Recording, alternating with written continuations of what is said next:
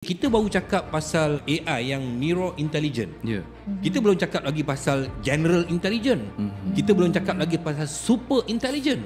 Kita sekarang ni yang ada teknologi yang hari ini ialah Narrow Intelligent. Kita akan ada phase 2 iaitu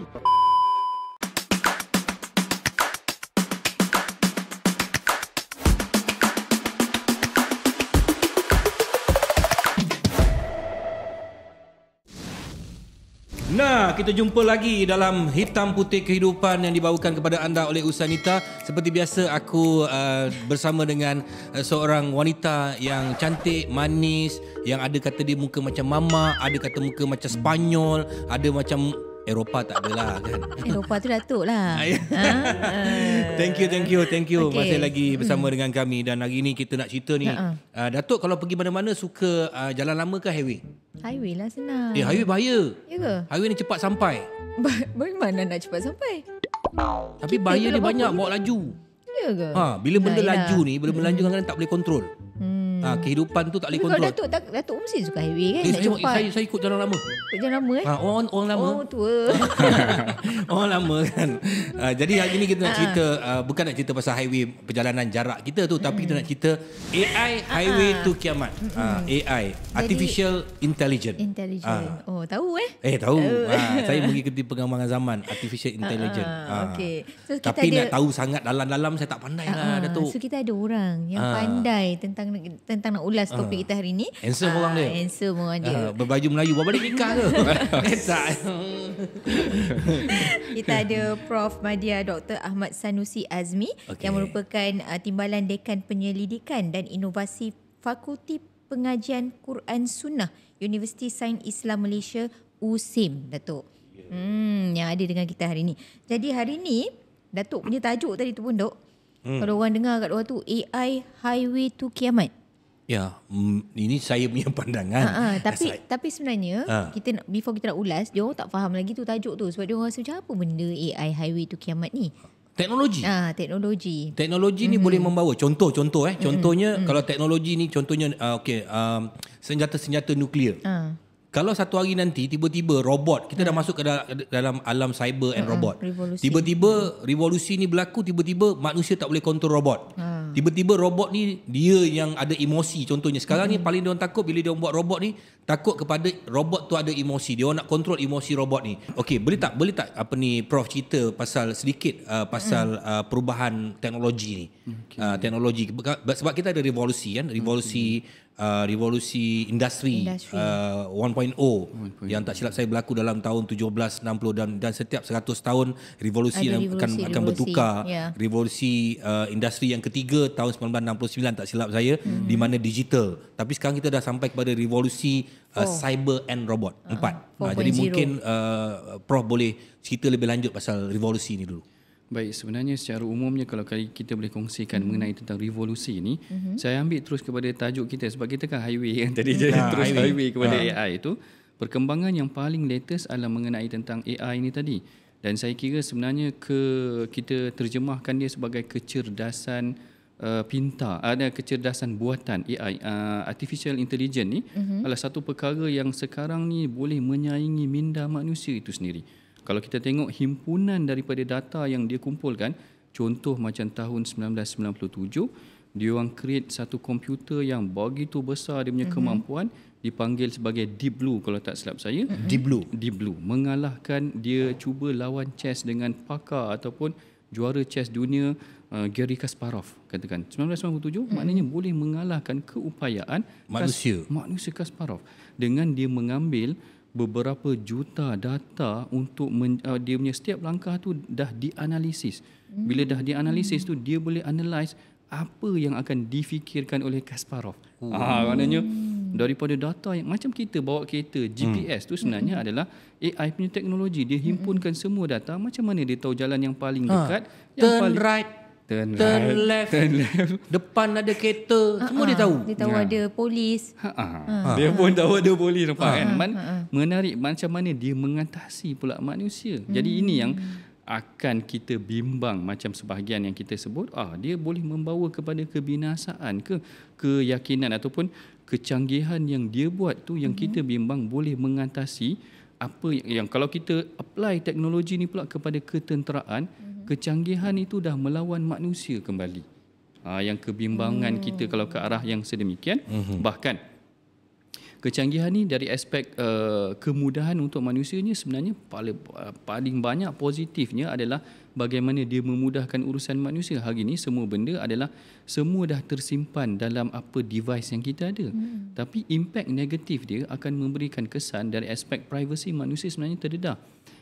Even sebenarnya kalau kita nak buka laptop ni, kita akan guna thumbprint kita.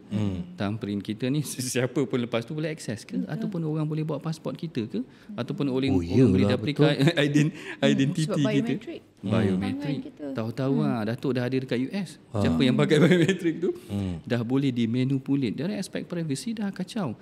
Ada sebahagian hacker, maknanya kalau ada kamera dekat situ pun dah boleh melalui, dia boleh monitor apa yang berlaku. Jadi kemajuan ini secara asasnya adalah positif untuk kita mengatasi kelemahan kita, untuk memudahkan urusan kita, bawa kereta, mengatasi kesesakan, uruskan mesin-mesin di kilang dan sebagainya. Tapi yang kita bimbang, kemusnahan yang mungkin juga dia bawa adalah satu perkara yang sukar untuk dibaca. Sebagai contoh, kecanggihan macam kita bawa sekarang ni, kereta dah ada Tesla boleh bawa sendiri. Apa yang mungkin berlaku kesukaran dari aspek Islam ataupun perspektif syariah sendiri, kalau sekiranya kereta itu sendiri yang melakukan jenayah, macam mana pula kereta laku jenayah? Katakan macam tu. Dia langgar orang. Siapa nak dibersalahkan? Sebab kereta bawa sendiri. Kereta bawa sendiri. Takkan nak ada penjaga kereta Takkan nak penjaga kereta. Yang ini kita panggil mas'uliyatil jinayah. Siapa yang akan bertanggung? Ini semua dalam jenayah tu nanti. Kalau dia hanya utuskan sebuah robot untuk memusnahkan satu bandar Gaza ataupun sebagainya, siapa yang kita akan kata orang ni bertanggungjawab, orang akan lepas tangan. Kerana teknologi kalau dia manipulate ke arah kemusnahan, akan bawa kepada kemusnahan. Yang ini yang saya kira satu perkara yang positifnya banyak, negatifnya juga adalah banyak. Tapi saya rasa negatif lebih banyak. Sebab sekarang orang nampak positif sebab orang baru nak belajar. Tapi tak juga. Sebab sekarang ni pun dah banyak. Sebab wujudnya teknologi yang tak ada sempadan ni, scammer tu wujud daripada teknologi yang tak ada sempadan ni lah. Dia orang dah boleh pula gunakan suara yang sama. Contoh suara yang sama, contoh suara Datuk kan, digunakan AI, suara Datuk telefon. Jadi orang mempercayai. Kalau saya ambil isu yang lebih sensitif, paling dekat dengan kita baru ni, kalau paling dekat dengan kita baru ni adalah rakaman video. Betul. Jadi dia kata orang boleh create muka saya, suara saya, impression pun saya. Jadi kita pun tak tahu, mungkin juga boleh jadi begitu. Jadi sekarang ni isunya adalah dia membawa kerosakan ataupun sebab tu ada seorang doktor namanya Dr. Abdul Hakim Murad kalau tak silap saya. Dia menyeru ke arah betul-betul ada garis sempadan yang jelas.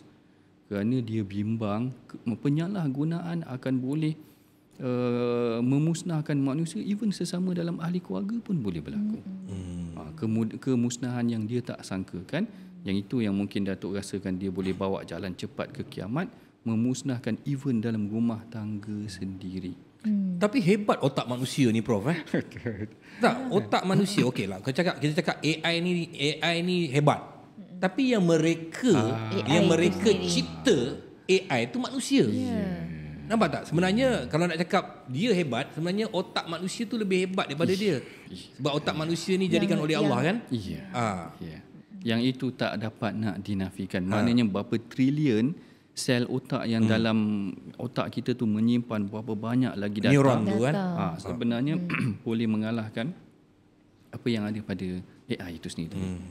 Boleh minum, Prof? Boleh. Sorry, tu boleh, Prof? Batuk tu minum dulu. Itu okeynya, Prof. Kan. Saya segan sikit. Apa segan, Prof? Okey. Minum, Bro. Okey, mungkin Datuk boleh tanya soalan sambil-sambil Prof minum tu. Apa soalan? Sebab yelah, kita tengok AI ni macam tadi Prof cakap, nak memudahkan kita lah dari segi benda-benda yang nanti dulu tak terfikir, teknologi tu dah merentasi sepadan. Tapi bila dah akan jadi kebergantungan, maknanya manusia ni akan dah jadi utilisekan AI ni for the whole thing. Dalam kehidupan, dalam apa semua ni AI lah. Apa ni, kita berhadapan dengan AI. Betul. Macam mana kalau semua dah bergantung pada situ, kita ni rasa, yelah kita sebagai seorang Islam, kita ni dengan Allah SWT kan. Tapi akan ada orang yang dia akan hilang kebergantungan tu sebab dia rasa dia dah terlalu kebergantungan dia dengan AI dan teknologi yang tak ada sepadan ni. Macam mana tu Prof? Kalau kita ikutkan maknanya zaman sekarang, sebab tu saya rasa latihan yang dididik daripada awal lagi. Proses yang kalau kita tengok sebahagian negara mendidik bangsa mereka dengan pendidikan kekuatan ingatan tu daripada penghafalan Quran lagi.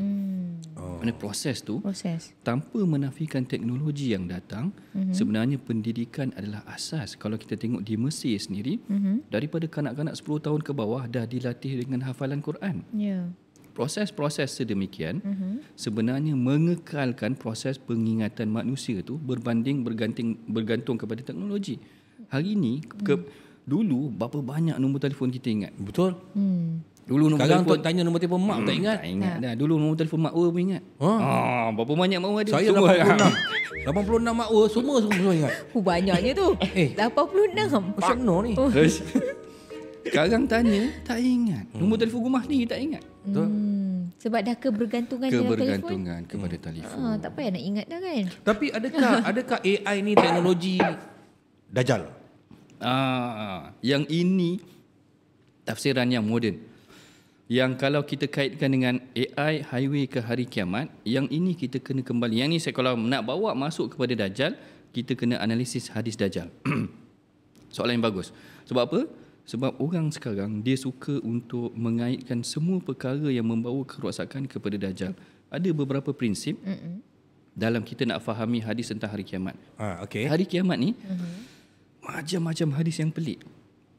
Dajjal, ada yang kata mata dia kanan yang buta, ada yang kata mata kiri dia yang buta, ada Ya'juj Ma'juj, ada dabah binatang yang akan keluar, ada macam-macam kepelikan. Dalam kes sebegini, para ulama menggariskan hadis yang datang secara umum mesti ditafsirkan secara zahirnya dahulu. Maksud saya secara zahir, kalau dia kata manusia, manusialah.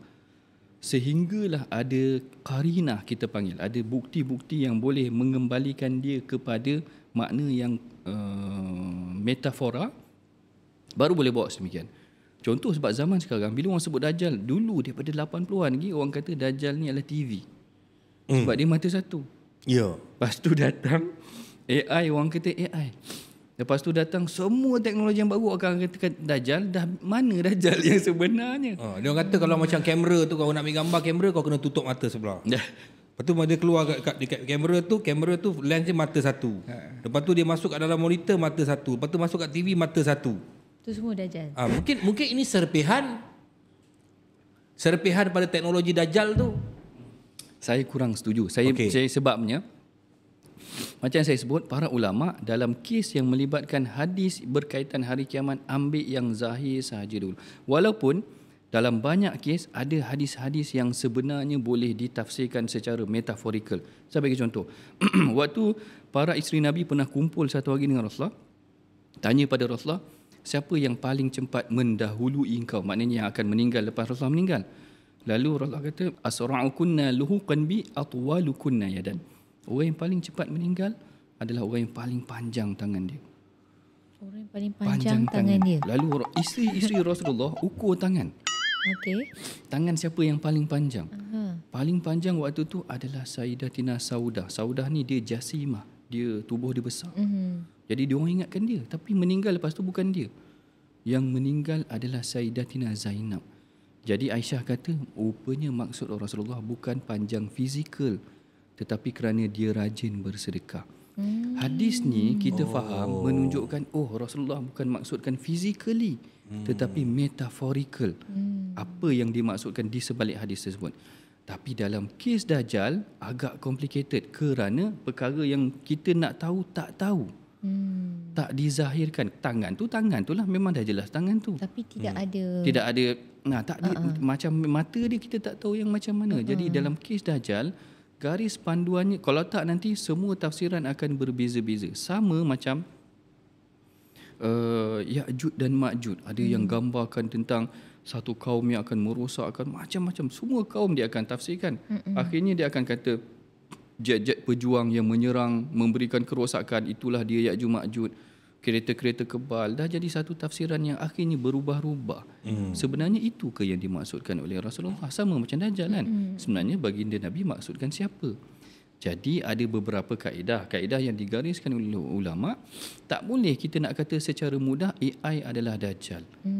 Kalau kita kata AI adalah Dajjal, dia juga ada bawa elemen kebaikan yang kita gunakan dalam GPS tu tadi. Betul juga. Takkan kita kata Dajjal membimbing aku ke arah kebenaran. Dia bagi gula-gula dulu. Boleh jadi Dia bagi gula-gula dulu, bagi kau shock pakai dulu. Bagi shock pakai, lepas tu sini aku rosakkan kau. Mungkin boleh jadi macam tu. Okey, ni pendapat saya lah.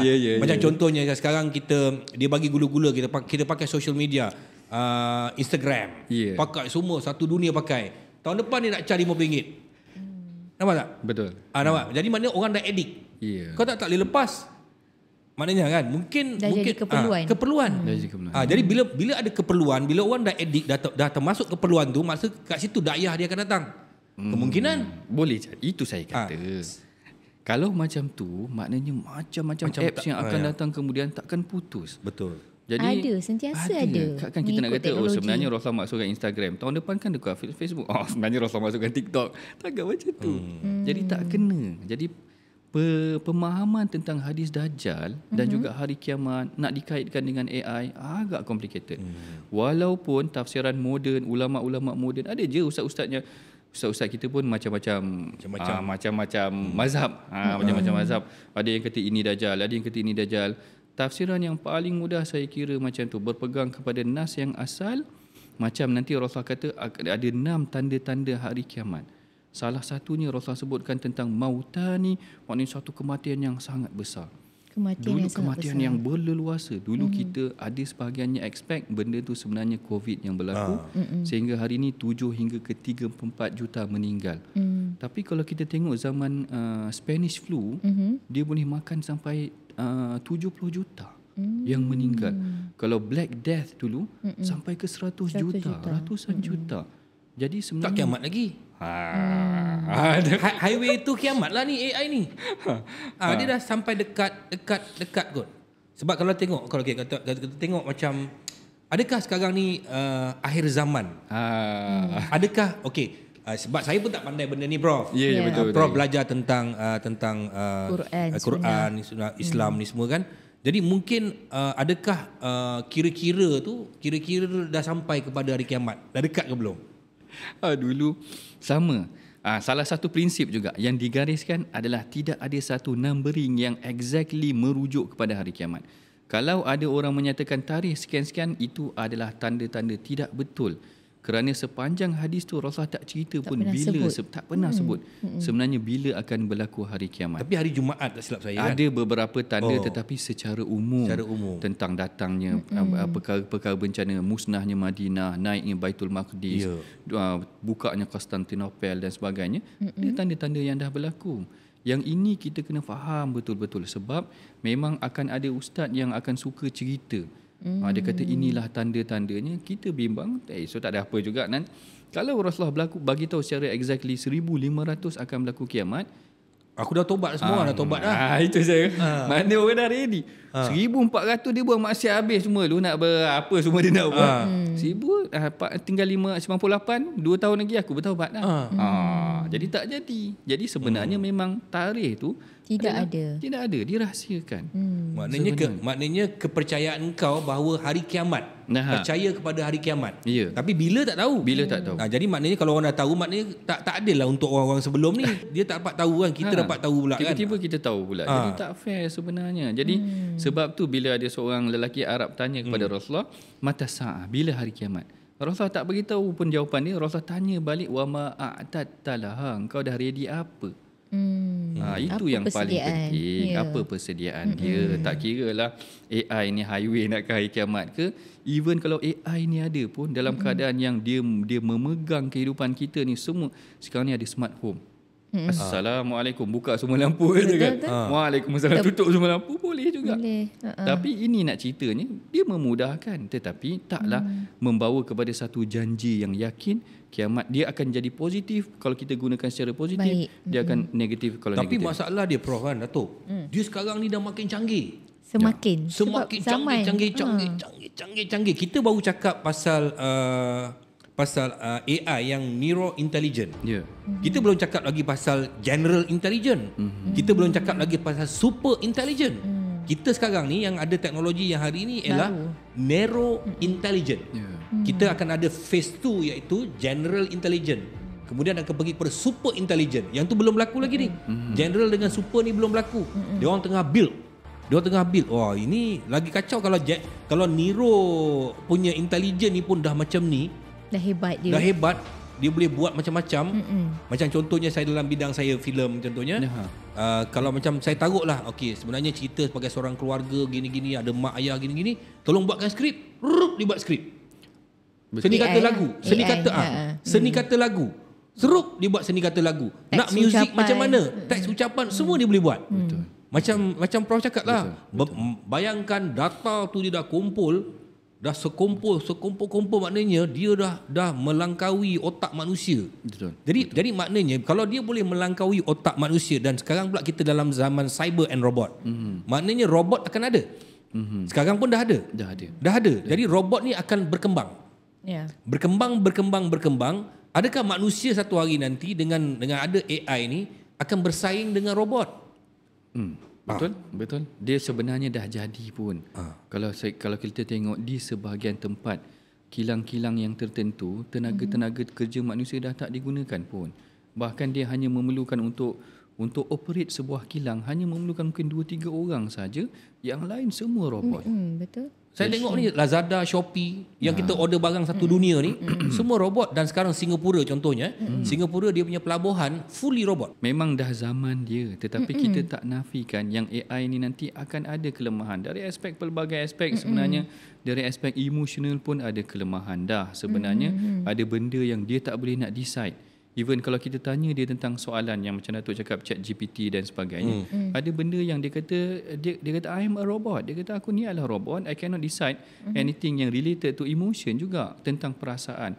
Aku sayang kat seseorang, tanya AI, dia pun tak boleh nak decide apa keputusan yang paling baik untuk dia tentukan kalau dia sayang seseorang, nak disayangkan ke nak dicerai. Berbanding, saya bagi contoh zaman Rasulullah, tentang seorang wanita namanya Jamilah.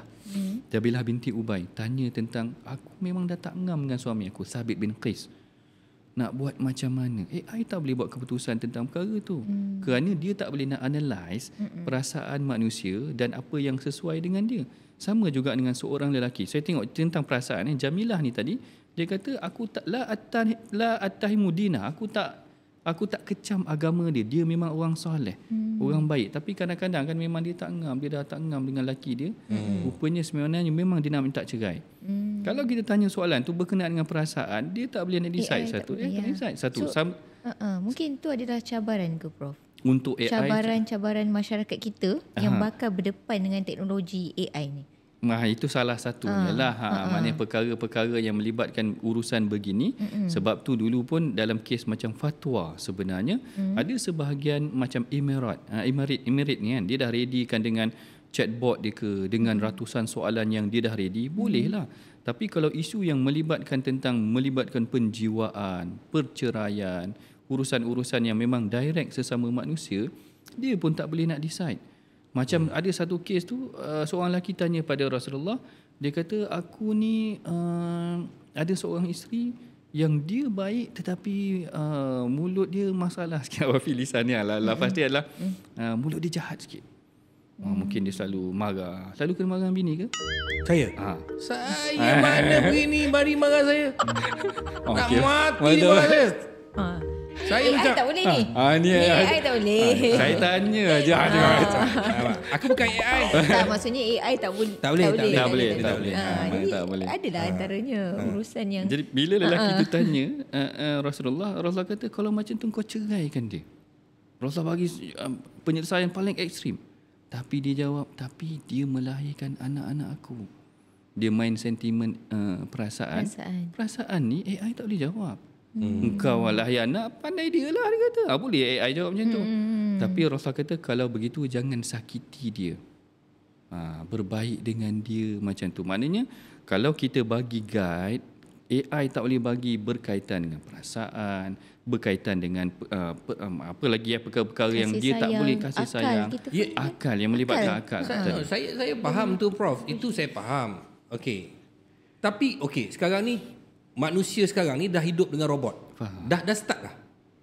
Tadi Prof cakap kan yang dekat kilang apa semua robot. Tapi sekarang dah ada manusia, robot berbentuk manusia. Yang mana ada orang kahwin dengan robot. You know? Okey. Katalah 10 tahun lagi, 15 tahun lagi. Robot ni lagi cantik daripada Datuk Nana. Adakah orang tu dia nak kahwin dengan robot atau dia nak kahwin dengan manusia? Dia hampir sama membenarkan hipotesis kita yang awal tadi.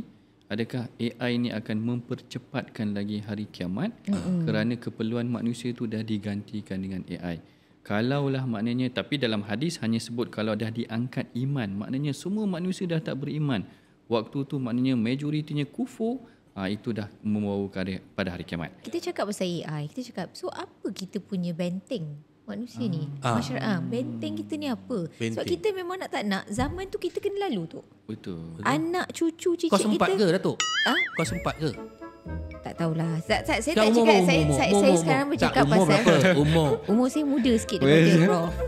Asal perempuan tak nak cakap pasal umur? Cakap je 41. 41. Sampai ke zaman tu? Tak, saya bukan kisahkan sampai atau tidak zaman itu. Apa yang berlaku pada anak saya, cucu saya, cicit saya nanti. So, apa benteng dia? Betul. Saya apa setuju. kita Benteng punya dia, ni bro. apa? Betul. Benteng dia sebenarnya apa-apa tangannya, apa-apa ciptaan, inovasi yang merosakkan manusia berpunca sebenarnya memang daripada nafsu manusia.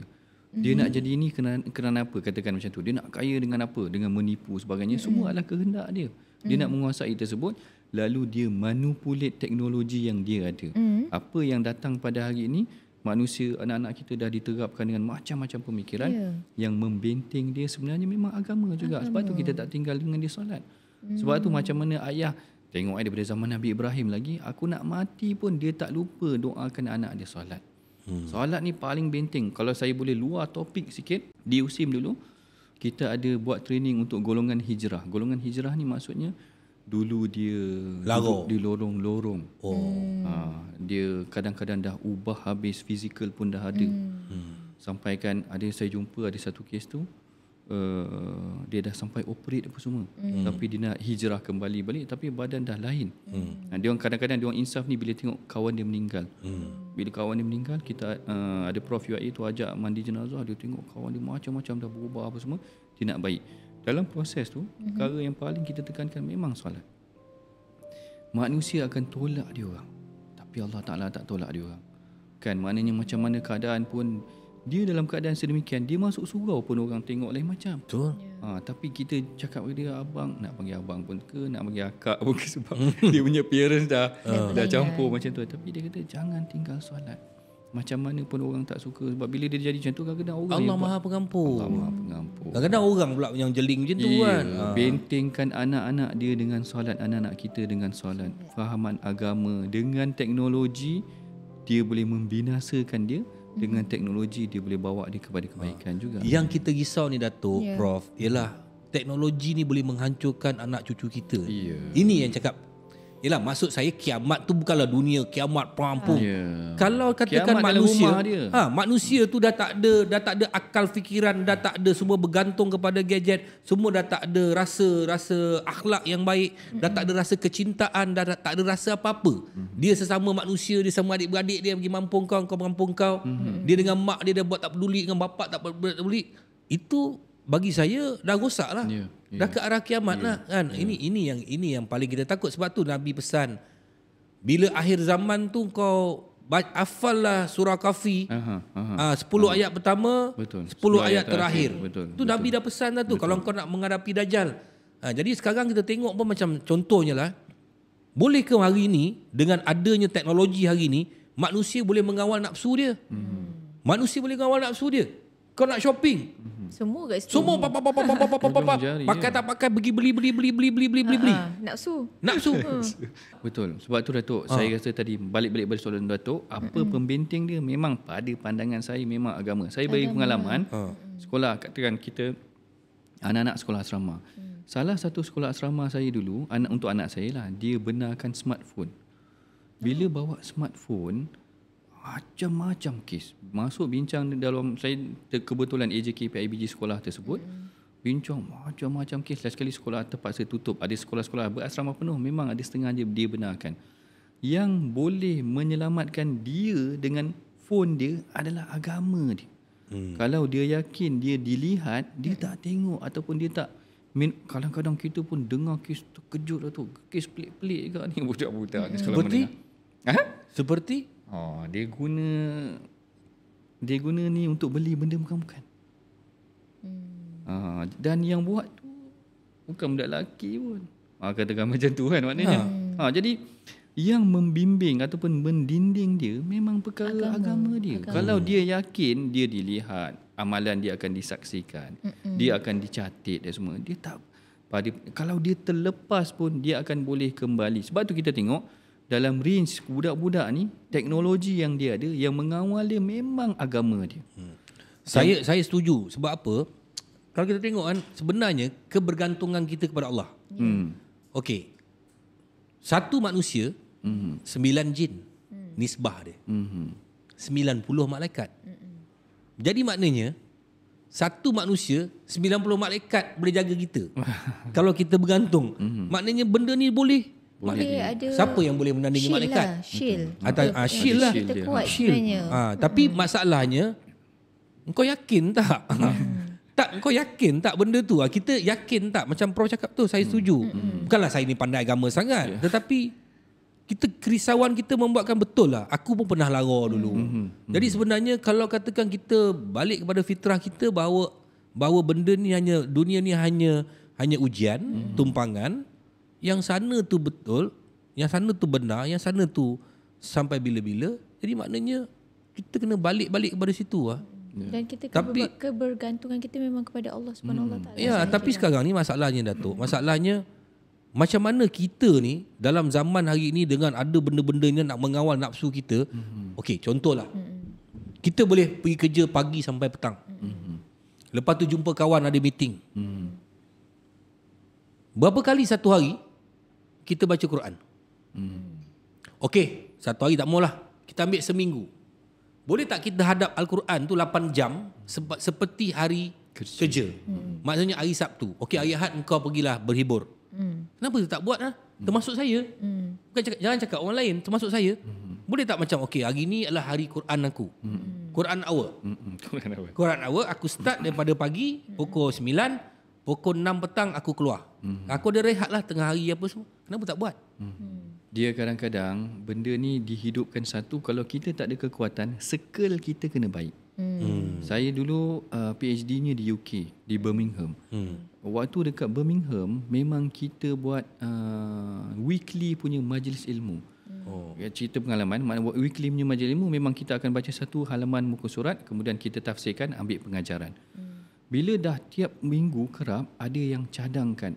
Dia kata, Ustaz, tak boleh ke kita buat sebulan sekali aja? Tapi saya respect ada jawapan seorang abang tu lah, dia buat PhD engineering. Dia kata seminggu sekali ni je lah kita nak baca Quran.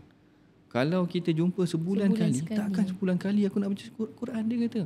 Jadi circle tu yang membantu dia. Kalau circle kita, kalau kita sendiri tak kuat, kita tengok kawan kita, rajin pergi solat. Memang kita pun rasa, jomlah kita. Aku pun tak solat je tadi, katakan macam tu. Circle tu penting. Dia kalau komuniti tu kecil, dia akan jadi macam tu. Sebab komuniti tu kecil, dia nak bonding tu. Ya. Bila komuniti tu besar, macam sekarang kita kat sini. Mana masjid tak ada? Masjid kiri kanan depan belakang Malaysia semua ada. Tapi kita pergi tak? Termasuk kita pergi tak? Ini saya bukan cakap pasal orang, saya cakap pasal diri saya kan. Diri saya. Pergi tak? Kenapa tak buat? Tapi kenapa kita boleh hadap binatang ni yang AI digital 24 jam. Kita boleh hadap ni sampai sakit-sakit tengkuk. Hadap, tengok 2 jam. Satu lagi Datuk kan, saya rasa sebenarnya satu lagi perkara. Kalau kita boleh manipulate teknologi tu untuk kejahatan, sebenarnya kita boleh manipulate untuk kebaikan. Maksud saya kebaikan betul. Dia remindkan kita. Maknanya bila tapi mana yang shock? bagi manusia. Kalau yang syok memang itu masalah dia. Itu saya katakan tadi, dia umpan kita. Nampak tak? Berbalik tadi maknanya teknologi ni, okey, siapa yang buat teknologi ni? Kita tahu. Orang-orang siapa, seperti orang mana kan yang kontrol dunia ni. Dia yang ada duit. Dia yang boleh pengaruh orang, dia boleh tarik orang yang pandai ni buat benda ni, dia pengaruh, dia ada duit. Dia control the world. Maknanya dia masukkan benda ni, dia umpan. Maknanya apa yang Al-Quran kata tak boleh, dia bolehkan. Nampak tak? Apa yang Al-Quran kata tak boleh, dia bolehkan supaya kita ni hancur. Itu kerja dia orang. Tapi kita kena sedarlah. Bila saya kata macam highway ke kiamat, mungkin ada orang tak setuju. Mungkin ada orang tak setuju, tapi cuba fikir balik secara dalam-dalam perjalanan tu kan. Kenapa saya panggil highway? Maksudnya highway ni macam-macam boleh berlaku. Dalam perjalanan nak pergi A sampai Z ni, macam-macam boleh accident. Betul. Dari tayar pancit. Boleh singgah R&R. Macam-macam boleh berlaku. Di mana? Kat mana kan? Adakah kita ni highway maknanya laju? Adakah kita punya kiamat ni semakin dekat? Ini yang kita worried, sama ada kita sempat bertaubat ataupun tidak. Sebab tu saya kata maknanya penggunaan teknologi ni ada positif, ada negatif. Ada pembimbing yang kita perlukan. Pembimbing atau pelindung shield kita tu tadi adalah apa yang agama gariskan. Sebab manusia memang akan guna macam-macam. Dia boleh download apps yang positif, boleh download Quran. Dia boleh download apps yang negatif, boleh cari benda yang bukan-bukan. Jadi sebenarnya atas apa yang nak dididik ataupun sebenarnya satu lagi, parent pun main peranan juga dalam kita mengawal kan. Maknanya kalau parent dia sendiri maknanya bagi kebebasan yang terlalu melepaskan ataupun dia terlalu bebaskan anak dia, tak bagi dia terpulang kepada anaknya, itu pun satu perkara yang satu kesilapan juga. Jadi highway untuk anak dia sendiri bawa kepada kerosakan. Kalau ikutkan sebenarnya dalam Quran peranan ibu ayah tu paling penting. Yang kontrol dia ini daripada kecil lagi 4 tahun dah bagi dah. Dah dibiarkan untuk tapi anak. Tapi benda sama berlaku. Dulu masa kita orang kecil, TV, radio. Zaman lah tu. Yelah zaman. Tapi budak-budak sekarang. Saya tak nampak budak-budak tak ada pegang handphone sekarang. Zaman. Gadget. Semua ada. Tu tadi Prof kata. Saya ada 6 cucu. Terpulang kepada parents tu balik. Dah parent pun dah ke situ. Yelah. Itu je cakap. Parent lah kena didik. Mana parent tu mesti didik. Prof. Kau naik kereta Prof. Orang rumah kau dengan anak kau buat apa? Tengok. Kalau ada limitation yang kita letakkan. Contoh, kalau kita kata dalam kereta ayah tak nak tengok siapa pegang phone, tak ada pegang phone. Kalau kita kata dalam atas meja makan tak boleh phone, tak boleh phone. Limitation kita letak satu. Lepas tu memang disiplin disiplin kepada anak-anak. Memang parent juga akhirnya. Kalau parent kata pandai kau lah, kau nak buat apa pun, itu satu kereta pun boleh terbalik. Betul. Memang highway tu lah. Betul-betul lah kitanya highway tu. So itulah dia. Jadi Prof, kita generasi yang sekarang memang direct to gadget kan. Betul. Nasihat Prof. Baik. Pada pandangan saya, gadget ni adalah satu perkara yang sangat memudahkan kita. Sebenarnya banyak aspek yang positif. Betul. Tetapi balik-balik kepada kita tadi, maknanya bagaimana kita yang menggunakan. Macam pisau, kalau kita bagi dulu tak ada telefon, bagi pisau. Kalau dia guna potong buah pun boleh, kalau dia guna potong benda lain pun boleh. Maknanya semuanya adalah bergantung. Sama itu yang parent waktu dekat sekolah asrama tu nasihatkan saya, dia kata phone ni sama macam pistol ke pisau ke, kalau dia guna untuk positif, kalau dia guna untuk negatif, dia akan ada negatif. Kita yang membentuk dia. Kalau kita bentuk dia salah, dia lagi lajulah kat highway tu dengan teknologi yang dia ada. Untuk dia ke hari kiamat, kalau kita bagi dia bimbingan, tahu ini ada had laju dia, kat sini kena berhenti, kat sini kena makan dulu, isi minyak. Ada speed trap. Kalau tak kau masuk longkang apa semua, dah bagi tahu pendidikan tu, berhati-hati. Jadi dia akan sampaikan. Dia akan sampai dengan selamat berbanding yang highway yang tadi menuju ke kiamat lagi cepat. Hari ni saya last saya cakap. Okey. Dulu saya duduk rumah setinggan. Bila pukul 6 petang, family dia dengan anak-anak dia, bini isteri dengan anak-anak, saya dengan mak saya, adik-beradik, tunggu bapak saya balik. Mana abang kau ni tak sampai-sampai. Lepas tu bapak dia balik. Abah balik, sana dah balik. Mana abang kau tak sampai-sampai. Risau. Kau rasa hari ni bini kau risau ke tak balik? Kan? Siap boleh tengok kat mana location. Tak payah tanya. Dah pergi mana. Ada dia risau. Nampak dia? Dia mengurangkan yang saya kata tadi tu bila Jibril kata kasih sayang tu. Kasih sayang sesama manusia, sesama keluarga tu. Nombor 2 keluarga. Jadi mana dah kurang kasih sayang. Mungkin yang terakhir pasal highway ni silakan yang Prof. boleh Prof nak. Nak gulung ke? Nak gulung ke, nak lipat ke? Nak kungfu ke? Baik. Kalau daripada awal tadi perbincangan kita sebenarnya bermula dengan AI dengan hari kiamat.